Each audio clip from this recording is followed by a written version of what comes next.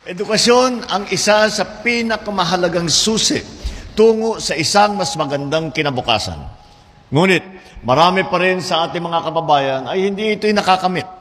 Batid ko ang bigat ng pasanin ng bawat pamilyang Pilipino. Karamihan sa mga magulang kailangan magdesisyon kung saan ilalaan ang kanilang maliliit na kita, sa pagkain ba, sa gamot, sa matrikula. Kung maraming anak na pinapaaral, kailangan magpasya kung sino ang patatapusin at sino ang pahihintuin.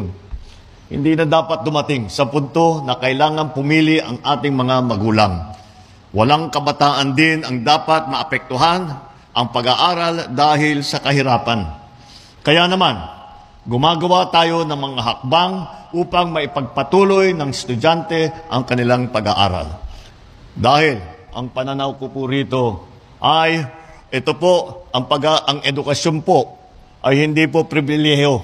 Ito po ay karapatan ng bawat mamamayang Pilipino.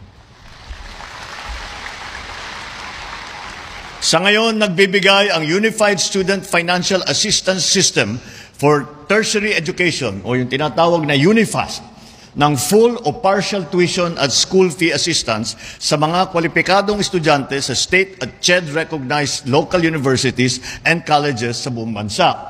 Dahil dito, milyong-milyong pamilya ang natutulungan at nabibigyan ng ginhawa. Hindi na nila kailangan sagutin ang halaga ng tuition. Mababawasan ang pangamba ng mga magulang at mas malaya na makapag-aral ang ating mga estudyante. At para naman sa mga estudyanteng nangangailangan ng dagdag suporta, mayroon na tayong tertiary education subsidy.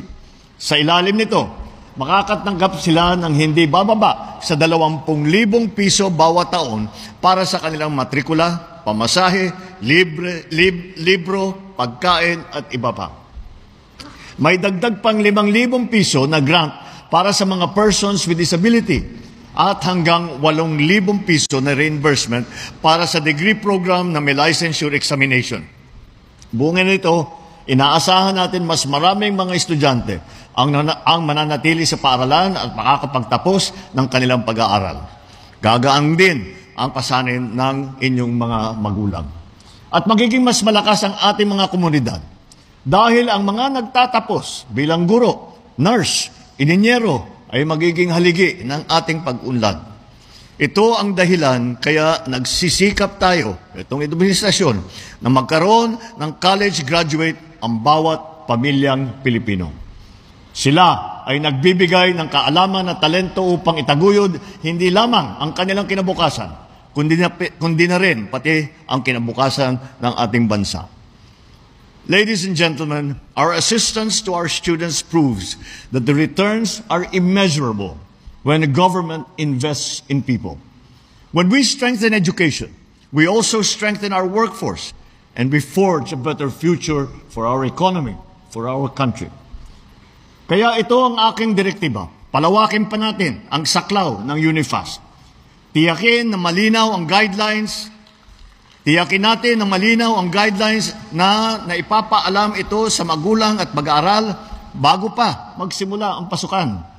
Paigtingin natin ang paglalabas ng tamang impormasyon at anunsyo upang hindi malinlang ang mga aplikante sa maling balita.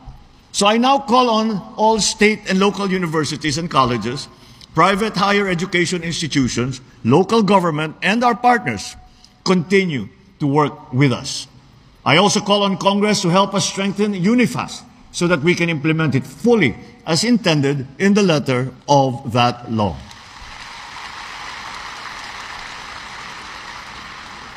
Kasabay ng pagpapatibay sa ating mga programang pang-edukasyon, pinapaigtin din natin ang gamit ng teknolohiya. Kaya ating ililunsad ngayon ang Electronic Certification, Authentication, and Verification o ECAV system. Ito ay isang digital platform kung saan mas mabilis, mas madali ang makukuha ng aplikante ang kanyang academic record gaya ng diploma, transcript, at iba pang mga certificate. Ibig sabihin, hindi na kailangan bumiyahe ng layo pa. Sa pamamagitan ng eGov.ph Super App, maaari nang makakuha ng estudyante o bagong graduate ng academic credential para sa kanilang job application.